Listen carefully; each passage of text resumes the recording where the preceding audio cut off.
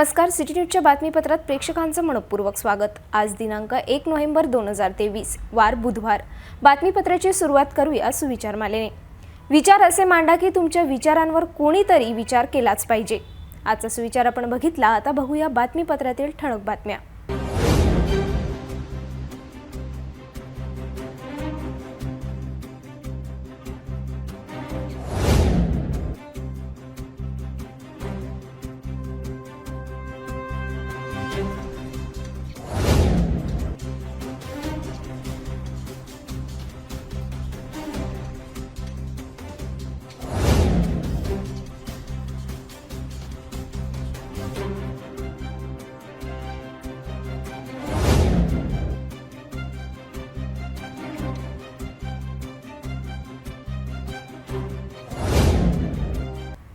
आपण ठळक बातम्या बघितल्या, आता घेऊया छोटासा ब्रेक।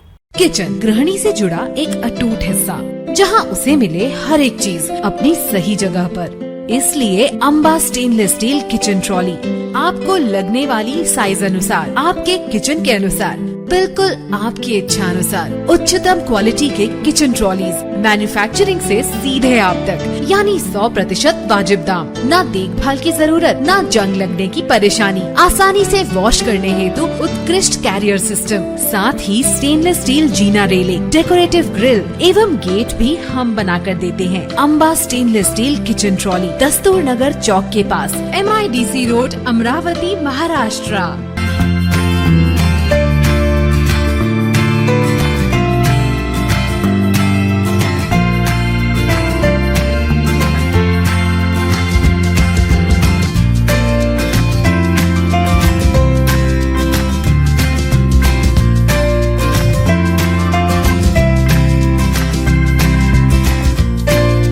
संपूर्ण लग्न बसता आराधना जवाहर रोड अमरावती।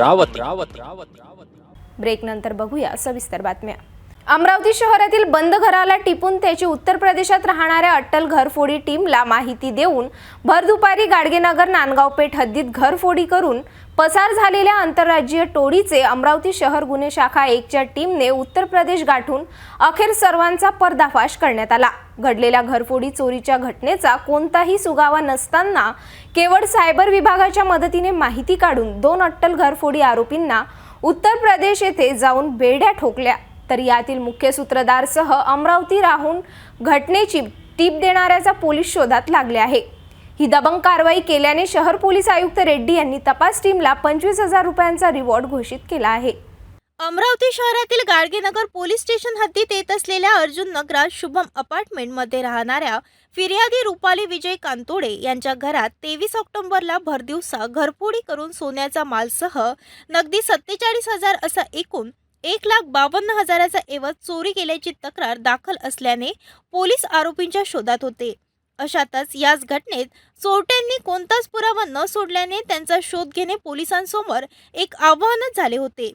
या शोधात शहर गुन्हे शाखा 1 पथकाची टीम लागली असताना कोणताही थांगपत्ता नसतानाही केवळ टोलनाका येथील CCTV फुटेज आणि तांत्रिक माहिती घेऊन अखेर पोलीस पथक मुख्य टोळीचा शोध लावण्यात यश आले। घरफोडी करणारी कोणतीही साधी टोळी नसून ती आंतरराज्यीय टोळी असल्याचे स्पष्ट झाले। अशातच शहर गुन्हे 1 पथकाचे पोलीस निरीक्षक आसाराम चोरमले यांच्या नेतृत्वात 1 पथक उत्तर प्रदेशात रवाना झाले आणि त्याच ठिकाणी सापळा रचून बुलंद शहर सिकंदराबाद बकर कसाब येथे राहणारा 33 वर्षीय आरोपी तौसिफ खान वल्द सलीम खान, उत्तर प्रदेश राज्यात गौतम बुद्ध नगर राहणारा 33 वर्षीय रोहित मुंगसिंग त्यागी या दोघांना 31 ऑक्टोबरच्या दिवशी ताब्यात घेऊन अमरावतीत आणले। दोन्ही अट्टल आरोपीकडून घरफोडी केलेले 10,000 रुपये, 11 लाख रुपये किमतीचे 4 चाकी वाहन, 2 महागडे मोबाईल ऐवज जप्त केले आहे। या गुन्ह्यातील मोस्ट वॉन्टेड मुख्य सूत्रधार असलेला कुख्यात उत्तर प्रदेश बकर साब राहणारा शहानवाज वल्म इक्राम व इर्शाद हा प्रसार झाला असून पोलीस त्यांचा शोध घेत आहे।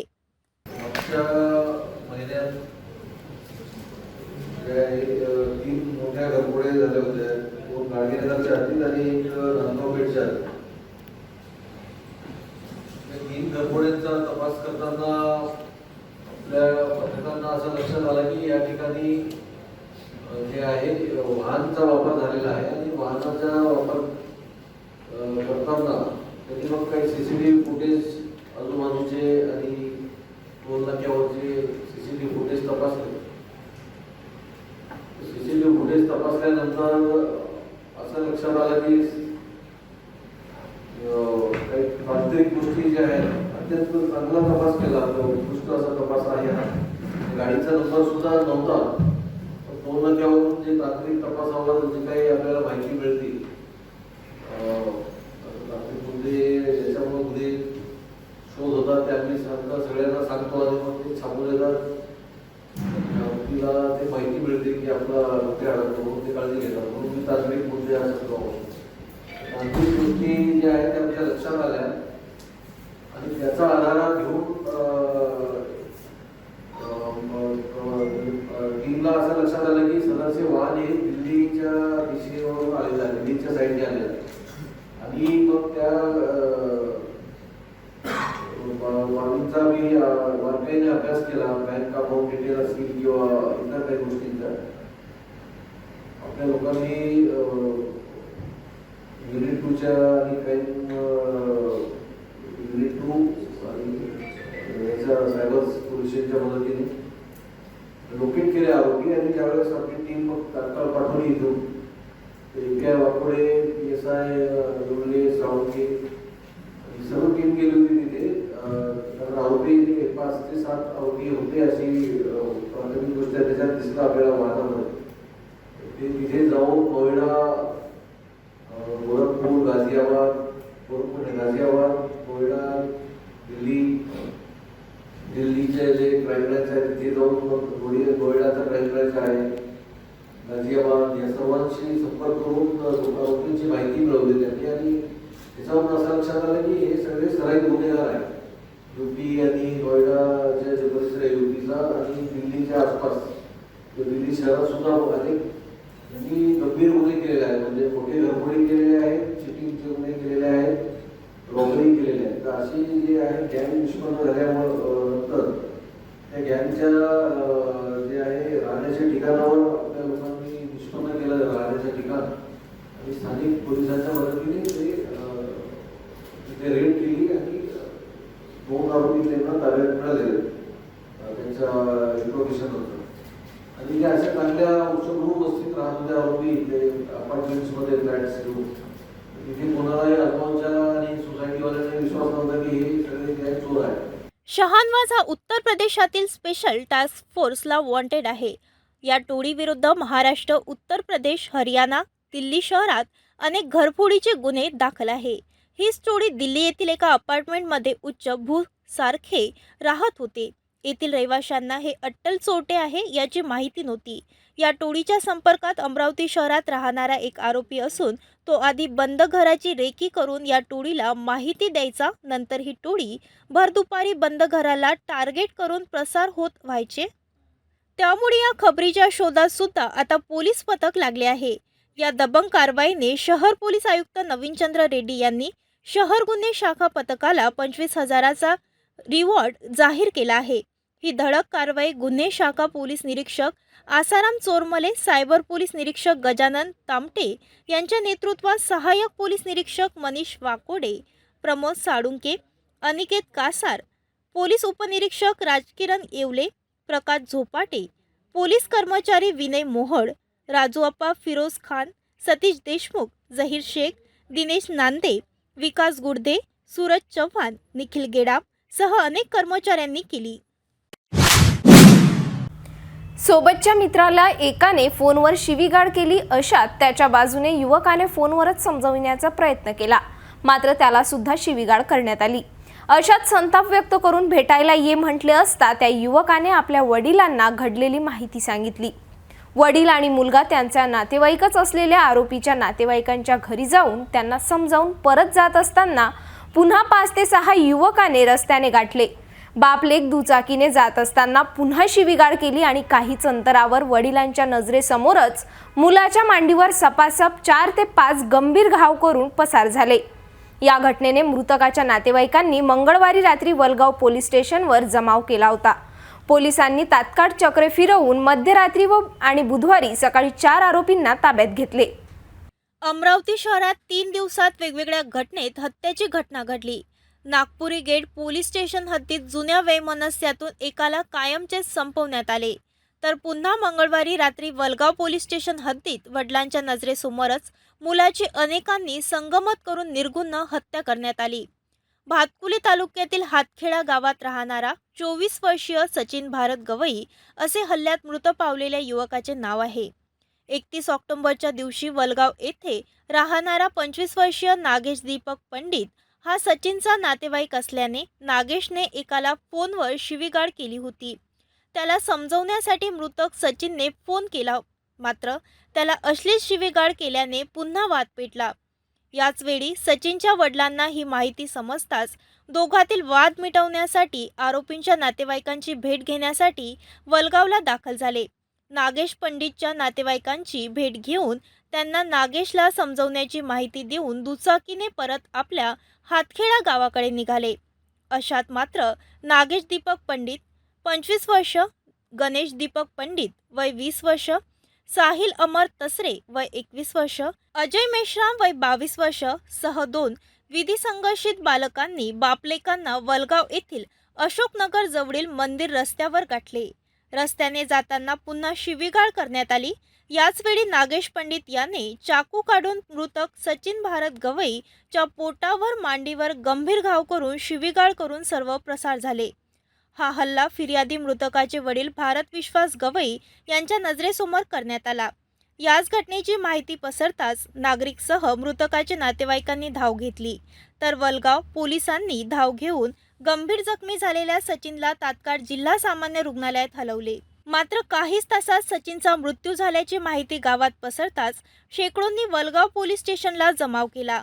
यात मृतकाच्या वडिलांच्या तक्रारीवरून पोलिसांनी सर्व विरुद्ध कलम 302, 143, 148, 149, 323, 504 दाखल करून तात्काळ सूत्रे हलवून सर्वांना ताब्यात घेण्यात आले. यातील विधी संघर्षित बालकांना बाल न्याय मंडळासमोर हजर करण्यात आले. मात्र हत्यामागील मूळ कारण काय ते आरोपींची कसून चौकशी केल्यानंतरच समोर येण्याची शक्यता आहे. अमरावती शहरात अनेक सावकार अवैध सावकारी करीत असल्याच्या तक्रारी प्राप्त होत असल्याने उपनिबंधक सहकारी संस्था अधिकाऱ्यांनी अचानक धाडी टाकून कारवाई करण्यात आली. या धाडीत शहरातील एका माजी नगरसेवकाचा समावेश असून अनेक प्रतिष्ठित व्यक्तीच्या नावाचा समावेश आहे. अचानक धाडी टाकल्याने अमरावती शहरात एकच खळबळ उडाली, तर अनेक अवैध सावकारी करणाऱ्यांचे धाबे दणाणले आहे.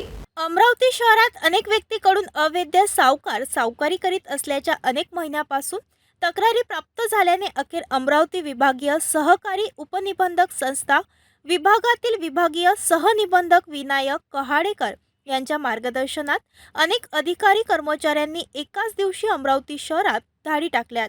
यात शहरात राहणाऱ्या अनेकांच्या निवासस्थानी आणि प्रतिष्ठानवर दस्तऐवजाची तपासणी करून अनेक दस्तऐवज जप्त करून धडक कारवाई केल्याने शहरात एकच खळबळ उडाली. शहरात 7 वेगवेगळ्या ठिकाणी छापा टाकून यात भाजपचे माजी नगरसेवक श्री चंद तेजवानी यांच्या जयस्तंभ चौकात असलेल्या मोबाईल शॉपीसह त्यांच्या रामपुरी कॅम्प येथील निवासस्थानी छापा टाकण्यात आला. यासोबतच कवरनगर येथील किशोर मोहनलाल छाबळा, चपराशीपुरा येथील सुनील सुरेश देशमुख, विजय कॉलनी येथील प्रमोद शिरे यांच्यासोबतच जेल क्वार्टर मार्गावर राहणाऱ्या एका महिलेच्या घरी छापा टाकून धडक कारवाई करण्यात आली. अनेकांच्या घरातून मोठ्या प्रमाणात कोरे स्टॅम्प पेपर, शेत खरेदी कागदपत्रे, व्याजाने देणे घेणे महत्त्वाचे दस्तऐवज जप्त करून अवैध सावकारी केल्याने शहरातील राजापेठ, कोतवाली, फैजलपुरा, गाडगेनगर, कोल्हापुरी गेट पोलीस स्टेशनमध्ये तक्रार देण्यात आली. या कारवाईने आता अवैध सावकारी करणाऱ्यांचे धाबे दणाणले असून कारवाईत अमरावती जिल्ह्यातील अनेक तालुका उपनिबंधक सहकारी संस्था अधिकाऱ्यांनी सहभाग घेतला. मराठा आरक्षण मागणीकरिता महाराष्ट्रात अनेक मराठा युवकांनी आपले सर्वस्व संपविले, तर अनेक आमदार खासदारांनी सुद्धा आपल्या पदाचा राजीनामा दिला. आता मात्र अमरावती जिल्ह्यात चक्क ग्रामपंचायत सदस्य पदाचा राजीनामा देणारे पहिलेच व्यक्ती म्हणून सागर दिलीप गवई हे व्यक्ती ठरले आहे. अमरावती जिल्ह्यात येत असलेल्या भातकुली तालुक्यातील लोणटेक ग्रामपंचायतमध्ये सागर गवई हे सदस्य आहे. मात्र गवई यांना सुद्धा मराठा समाजाला आरक्षण मिळावे ही आकांक्षा असताना त्यांनी आपल्या पदाचा 1 नोव्हेंबरला सरपंच अर्चना वासुकर यांच्याकडे आपला पदाचा राजीनामा सुपूर्द केला। सागर गवई हे देवापूर मोरांगण गावातील वॉर्ड क्रमांक 1 SC प्रवर्गातून ते ग्रामपंचायत सदस्य म्हणून निवडून आले होते। मराठा समाजाचे मनोज जरांगे यांना आपला पाठिंबा दर्शवून गवई यांनी राज्य सरकारचा निषेध केला आहे। सागर गवई यांनी 1 नोव्हेंबरला पत्रकार परिषद घेऊन माहिती स्पष्ट केली। त्यांच्या सोबत निलेश पानसे, शिवाजी अब्रुक, निलेश ठाकूर, सतीश खाडे, चंद्रशेखर थोरात, मनोज थोरात उपस्थित होते। 2023 पासून सराटी अंतरवल्ली जिल्हा जालना येथे मराठा समाजाला आरक्षण देण्याबाबत माननीय मनोजदादा जरांगे आमरण उपोषण करत असताना राज्य सरकारने त्यांना काहीतरी याच्या अगोदर सांगितलं होतं की आम्ही आरक्षण तुम्हाला देऊ, परंतु राज्य सरकारनं हा दिलेला शब्द न पाळला गेला। जय भीम, जय शिवराय। मी सागर दिलीप गवई, ग्रामपंचायत सदस्य लोणटेक। आजचा हा जो विषय आहे मराठा समाजाला आरक्षणासंदर्भातला, तर गेल्या 7 दिवसापासून संघर्ष योद्धा मनोजदादा जरांगे पाटील हे सराटी अंतरवली जिल्हा जालना येथे आमरण उपोषण करत आहे। परंतु हे राज्य सरकार हे त्यांच्या आंदोलनाची दखल न घेता त्यांना असंच वारेवर सोडून दिलेलं आहे।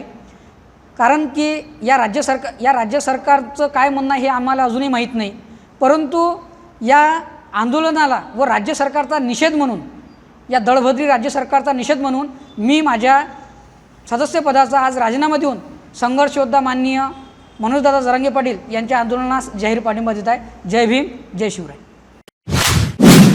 राज्य सरकारने 1 नोव्हेंबर पासून FL3 बार संचालकांवरच 5% ऐवजी 10% वॅट लावल्याने जिल्ह्यातील अमरावती डिस्ट्रिक्ट परमिट रूम असोसिएशनने निर्णयाचा निषेध व्यक्त केला आहे। या अन्यायकारक निर्णयाच्या निषेधार्थ 2 नोव्हेंबरला जिल्ह्यातील सर्व वाईन बार बंद करून त्यांच्या चाबी जिल्हाधिकारीकडे सुपूर्द करीत असल्याची प्रतिक्रिया असोसिएशनचे अध्यक्ष नितीन मोहोड यांनी व्यक्त केली आहे। या अन्यायकारक आणि चुकीच्या निर्णयाने अनधिकृत दारू विकल्या जाईल, अन्यथा 80% बार चालकावर वाईन शॉपमधून दारू घेण्याची वेळ येईल। त्यामुळे राज्य सरकारने तात्काळ वॅट कमी करण्यात यावा अशी मागणी सुद्धा यावेळी करण्यात आली। 1 नोव्हेंबरला असोसिएशन पदाधिकाऱ्यांनी जिल्हाधिकारी पोलीस आयुक्तांना निवेदन सादर केले। FL3 म्हणजे परमिट रूम म्हणजे बार, यांना सरकारने 5%च्या जागी 10% वॅट लावला आता 1 तारखेपासून म्हणजे आजपासून। तर तो अतिशय अन्यायपूर्ण आहे। फक्त सगळे दारूवाले सोडून फक्त आमच्या FL3 वाल्यांवरच त्यांनी लावला आहे। आज महाराष्ट्रामध्ये 20,000 बार आहेत, अमरावतीमध्ये 400च्या वर बार आहेत। प्रत्येक बारमध्ये 50-40 असे कर्मचारी असतात, बाकीचे सप्लायर असतात। असे कित्येक लोकांचं पोट या व्यवसायावर भरत आहे। इल्लिगल ढाब्यांवर वाईन शॉप रात्रीपर्यंत उघडे असतात, इल्लिगल ढाब्यांवर दारू विकल्या जाते, अंडा गाड्यांवर दारू, त्यामुळे आमचे धंदे तसेच संपलेले आहे। मागच्या वर्षी 7 लायसन्स आमचे कॅन्सल झाले पैशाअभावी, यावर्षी अजून होती। 10% तुम्ही वॅट लावता, 7% आम्हाला मार्जिन आहे, त्यातले 10% जर टॅक्स लावा तर 3%मध्ये कसा धंदा करणार आहे? कारण तुम्ही म्हणाल की आम्ही जास्त पैसे घ्यावे, तर आम्हाला जास्त पैसे का देतील? वाईन शॉपमधून दारू घेऊन सर्रास ढाब्यावर विकल्या जाते, सर्व बुटलेगिंग होत आहे, स्कूटरवर बसून कारमध्ये बसून प्यायची टेंडन्सी वाढली याच्यामुळे। म्हणून आम्ही सरकारला निवेदन दिलेलं आहे, कलेक्टरला निवेदन दिलेलं आहे आणि विविध संघटना महाराष्ट्रातल्या आहार संघटना आहे, फेडरेशन ऑफ हॉटेल असोसिएशन ती संघटना आहे, त्यांनीसुद्धा आपापल्या एरियातल्या आमदारांच्या मार्फत, मिनिस्टरच्या मार्फत सरकारला निवेदनं दिले आहेत। अजितदादांच्या सोबत बहुतेक आज संध्याकाळी मुख्यमंत्र्यांसोबत त्यांची बैठक पण आहे। परंतु त्याचा निषेध म्हणून आम्ही उद्या अमरावती जिल्ह्यातले सर्व आज परतवाडा, ब्राह्मणवाडा, चांदूर रेल्वे, चांदूर बाजार इकडून सर्व मंडळी इकडे आलेली आहे, अंजनगाव, तर त्या सर्वांनी आम्ही डिसिजन घेतलं, सर्वांनी बैठक घेऊन की उद्या आम्ही 1 दिवसाचा पूर्ण बंद करणार आहे आणि उद्या चाव्या ज्या आहेत, उद्याच्या दिवशीच्या चाव्या आम्ही कलेक्टरला सोपवायचा आमचा निर्णय आहे। उद्या पूर्ण बार बंद राहतील आणि सर्व ऑटो चालक आपलं सर्व बार चालकांनी आपले प्रतिष्ठानं उद्याच्या दिवस बंद करा असं आपल्या माध्यमातून मी आवाहन करत आहे।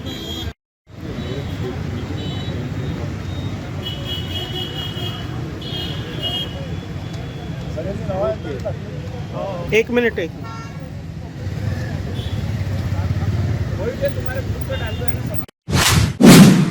भेटूया एका छोट्याशा विश्रांतीनंतर।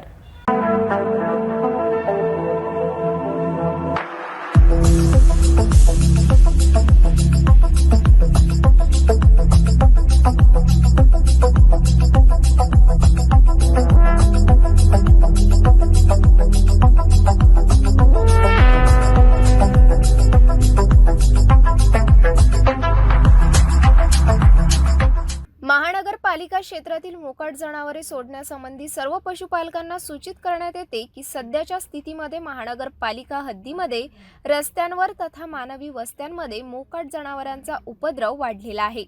तसेच रस्त्यांवर जनावरांमुळे अपघात होण्याची शक्यता नाकारता येत नाही. महानगरपालिकेच्या पथकामार्फत पकडण्यात आलेले जनावर यापुढे 7 दिवस सोडण्यात येणार नाही. मोकाट जनावरांवर तिप्पट दंड आकारण्यात येईल. तसेच जनावरांमुळे अपघात अथवा मानवी जीवितास धोका झाल्यास महाराष्ट्र पोलीस अधिनियम कलम 90 गुराढोरांना रस्त्यावर भटकू देणे किंवा खाजगी किंवा सार्वजनिक मालमत्तेवर अतिक्रमणे करू देणे यासाठीची शिक्षा. कलम 91 गुरास कोंडवाड्यात घालणे. कलम 92 हक्क सांगितलेले गुरे स्वाधीन करणे. कलम 93 हक्क न सांगितलेले गुराढोरांची विक्री. कलम 99 सडकेसंबंधीचे नियम न पाळणे. कलम 100 प्राण्यांकडून अडथळा किंवा खोडी करविणे. कलम 106 घोडे वगैरे मोकळे सोडणे, हिंसक कुत्रे मोकळे राहू देणे. अन्वय पशुपालक यांच्यावर गुन्हे दाखल करण्यात येते. तसेच संबंधित पोलीस स्टेशन यांचे परवानगीशिवाय जनावरे सोडण्यात येणार नाही. पशुपालक यांच्यावर गुन्हे दाखल करण्यात येते. तसेच संबंधित पोलीस स्टेशन यांची परवानगीशिवाय जनावर सोडण्यात येणार नाही. महाराष्ट्र महानगरपालिका अधिनियम अनुसूची ड प्रकरण 14 कलम 22, 23, 24 अन्वय पशुपालनासंबंधी सक्षम प्राधिकरणे यांची परवानगी सादर करावी लागेल. तथा कलम 376 अन्वय तथा मनपा सर्वसाधारण ठराव क्रमांक 47 नुसार पशुपालन यांच्यावर कार्यवाही करण्यात येईल व नागरिक क्षेत्रात गुरे पाळणे अधिनियम याबाबतची अंमलबजावणी करून संबंधिताने व पालकांवर कायदेशीर कार्यवाही करण्यात येईल व होणाऱ्या आर्थिक नुकसानास महानगरपालिका जबाबदार राहणार नाही. आयुक्त महानगरपालिका अमरावती. विश्रांतीनंतर पुन्हा आपले स्वागत. अचलपूर तालुक्यातील मैरापुरा येथील शनीश्वर व जोड मारुती देवस्थानात देणगी पावतीत अफरातफर करून भ्रष्टाचार झाल्याची तक्रार येथीलच राजेश भोंडे यांनी केली होती. अफरातफरी करणाऱ्या विरुद्ध कारवाई करण्याची मागणी घेऊन भोंडे यांनी उपोषणाला सुरुवात केली होती. अखेर याच आंदोलनाची दखल घेऊन चौकशीचे आदेश दिल्याने आता सत्यता समोर येण्याची शक्यता आहे. अचलपूर महिरापुरा येथील शनीश्वर व जोड मारुती देवस्थानच्या विविध मागण्याला घेऊन मागील 6 दिवसापासून राजेश भोंडे यांनी आपले आमरण उपोषण सुरू ठेवले होते. सरमसपुरा येथील ठाणेदार राहुल जाधव यांनी मंदिरामध्ये देणगी पावतीच्या नावावर झालेल्या अफरातफरीची पोलीस चौकशी ते लिखित आश्वासने तसेच मंदिराच्या रखडलेल्या कामाला गती मिळण्याकरिता बांधकाम विभागाचे बोरकर साहेब यांनी लिखित आश्वासने देऊन राजेश भोंडे यांच्या उपोषणाला सोडवले. पोलीस स्टेशन सरमसपुरा हद्दीतील महिरा व पुरा या ठिकाणी शनीश्वर व मारुती मंदिर संस्था आहे. तिथे त्या मंदिराच्या संस्थानात काही मागण्या कामी श्री राजेश जानरावजी भोंडे राहणार महिरापुरा धंदा शेती हे त्या मागण्या पूर्ण होण्यासाठी आमरण उपोषणाकरता बसलेले होते. त्यांच्या मागण्या भरपूर ह्या दिवाणी स्वरूपाच्या असून काही ज्या मागण्या आमच्याकडून ज्या प्रयास करणारे पूर्ण होऊ शकतात त्या आम्ही एकूण 3 मागण्याचं पत्र त्यांना दिलेलं आहे. त्यांनी पत्र स्वीकारलेलं आहे आणि त्या आम्ही लवकरात लवकर आम्ही दिलेल्या पत्रानुसार कारवाई करण्याची त्या तजवीज सुद्धा ठेवलेली आहे आणि आज त्यांचं उपोषण त्यांनी स्वतःहून मागे घेतलेलं आहे आमच्या पत्र दिल्याच्या नंतर. धन्यवाद. यांच्याकडील 6 मागण्या आमच्या 6 मागण्या होत्या. त्यांनी लेखी स्वरूपात आम्हाला पत्र देऊन उपोषण सोडासाठी निवेदन दिले. त्या अनुषंगाने आम्ही आज मी उपोषण सोडत आहे. त्यामध्ये त्यांच्या ज्या 6 मागण्या होत्या श्री सुरेखाताई अरबट 20 लाख अंदाजे 20 लाखाचा अंदाजे हेराफेरीचा होता. तर ते सखोल चौकशी करून दोषी आढळल्यास त्यांच्यावर एफआयआर दर्ज करण्याचं आश्वासन आम्हाला लेखी स्वरूपाचे त्यांनी दिलेले आहे. त्याच्यानंतर आमच्यावरचे जे रिपोर्ट्स केलेले आहेत त्यांचा बी ते सखोल चौकशी करणार आणि आतापर्यंत सुरेखाताईकडे त्यांचा हिशोब होता तर तो हिशोब त्यांनी आतापर्यंत दाखवला नाही. आज आम्ही सर्व लोकांमध्ये 31/10 पासून मी सरमसपुरा पोलीस स्टेशन आणि इतर जेवढ्या संबंधित कार्यालयाला मी उपोषणाचं निवेदन दिले होतं त्यांना सर्वांना लेखी स्वरूपाचं निवेदन दिलेलं आहे आणि 31/10 पासून 2023 पासून मंदिराची शनीश्वर मारुती संस्थानाची देखरेख माझ्या उपोषणकर्ता मी माझ्याकडे ठेवण्याचं असं पत्र मी त्यांना दिलेलं आहे. मागच्या लोकांकडे 5,000 रुपये लग्नाचे, 3100 रुपये 2100 आणि 1100 अशा प्रकारचा कर घेण्यात येत होता लग्न प्रसंगी. तर आता आम्ही लोकांच्या सहमताने काल संध्याकाळी काही लोकांना, सर्व जातीय लोकांना थोडंसं बोलवून चर्चा करून 3100 रुपये फक्त लग्नाची देणगी आणि चिल्लर जो प्रोग्राम असेल साक्षगंध, एरवी याचे फक्त 1100 रुपये देणगी घेण्यात यावी, जेणेकरून मंदिराचा उद्धार होईल आणि पारदर्शकतेचा हिशोब ठेवला जाईल. जर ह्या हिशोबामध्ये अफरातफर आढळल्यास माझ्यावर दंडात्मक कारवाई करण्यात येईल, असं मी सर्व 17 ऑफिसला पत्र यावेळी महसूल विभागाचे अधिकारी, शनीश्वर मारुती देवस्थानचे सर्व सन्माननीय सदस्य, महिरापुरा येथील नागरिक उपस्थित होते. देवस्थानच्या हॉलमध्ये कार्यप्रसंगी गोरगरिबांच्या माध्यमातून येणाऱ्या देणगी राशीची रक्कम सर्वांना मते पहिल्यापेक्षा कमी करण्यात आली हे विशेष. मराठा आरक्षण आंदोलनाचे पडसाद आता अमरावती जिल्ह्यात उमटल्याचे दिसून येत आहे. सर्वत्र हेच आंदोलन पेटल्याने आता अमरावती जिल्ह्यातील नांदगाव खंडेश्वर तालुक्यातील मोखड गावकऱ्यांनी राजकीय नेत्यांना गावबंदी केली आहे. मंगळवारी रात्री गावातील अनेक मराठा समाज बांधवांनी घोषणा देऊन कोणत्याही राजकीय नेत्याला गावात येऊ देणार नाही असा पवित्रा घेतला आहे. मराठा आरक्षणाची मागणी घेऊन आता संपूर्ण महाराष्ट्रात आंदोलनाने वेगळेच रूप धारण केले आहे. कुठे जाळपोळ तर कुठे जिल्हा बंद तर कुठे अनेक पक्षाचे लोकप्रतिनिधी आपल्या पदाचा राजीनामा देत आहे. यावर आता राजकारण सुद्धा तापल्याचे दिसून येत आहे. तिकडे मनोज जरांगे यांच्या उपोषणाचा 8वा दिवस असल्यामुळे त्यांच्या बाजूने महाराष्ट्रातील तमाम मराठा समाज उभा राहिला आहे. याचाच पडसाद आता अनेक जिल्ह्यात हळूहळू पोहोचत आहे. आता याच आंदोलनाचा पडसाद अमरावती जिल्ह्यातही पोहोचला आहे. अमरावती जिल्ह्यात नांदगाव खंडेश्वर तालुक्यातील मोखळ गावात जिल्ह्यात पहिल्यांदा नेत्यांना गावबंदी पुकारली आहे. मोखळ गावातील नागरिकांनी जरांगे पाटलाच्या उपोषणाला पाठिंबा दर्शवला आहे. गावाच्या वेशीवर फलक लावून राजकीय नेत्यांना गावबंदी करण्यात आली आहे. फलक पाहून गावात प्रवेश करून स्वतःचा अपमान करून घेऊ नये असे देखील या फलकावर लिहिण्यात आले. राष्ट्रमाता जिजाऊ माता की भवानी, स्वराज्य रक्षक संभाजी महाराज की जय भवानी, हर हर आरक्षण आमच्या हक्काचं, एक मराठा.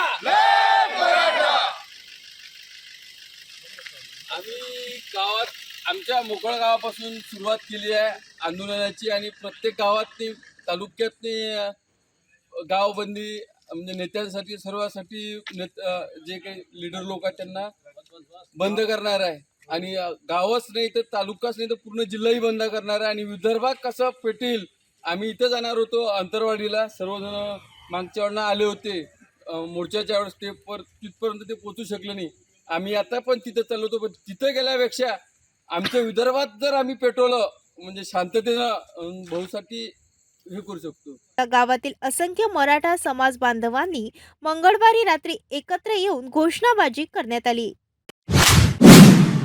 मराठा आरक्षण मुद्द्यावर आता राज्य सरकारने बुधवारी सर्वपक्षीय बैठक बोलवली आहे. या बैठकीला अमरावतीमधून आमदार बच्चू कडूसह रिपाई राष्ट्रीय सरचिटणीस डॉक्टर राजेंद्र गवई उपस्थित राहणार आहेत. बैठकीला उपस्थित राहण्यासाठी राजेंद्र गवई रवाना झाले आहे. मराठा समाजाला आरक्षण मिळावे यासाठी सरकार कटिबद्ध आहे. मात्र यात तांत्रिक अडचणी आहे. मराठा महासंघ आणि मराठा क्रांती मोर्चा या संघटना न्यायालयात लढत आहेत. त्यांनी आंदोलकांना वस्तुस्थिती सांगितली तर नक्कीच मार्ग मिळू शकेल अशी प्रतिक्रिया राजेंद्र गवई यांनी स्पष्ट केली. मराठा आरक्षणासंदर्भात जी सर्वपक्षीय बैठक आहे त्या बैठकीला मी आज उपस्थित राहणार आहे. मराठा समाजाला आरक्षण मिळावं याच्यासाठी सरकार कटिबद्ध आहे, परंतु याच्यासाठी अनेक तांत्रिक अडचणी आहेत. मराठा महासंघ, मराठा क्रांती मोर्चा यासारख्या ज्या संघटना ज्या न्यायालयामध्ये लढत आहेत त्यांनी जर वस्तुस्थिती सांगितली आंदोलनकर्त्यांना तर मार्ग मिळू शकेल. जाता जाता पुन्हा एकदा आजच्या ठळक बातम्या.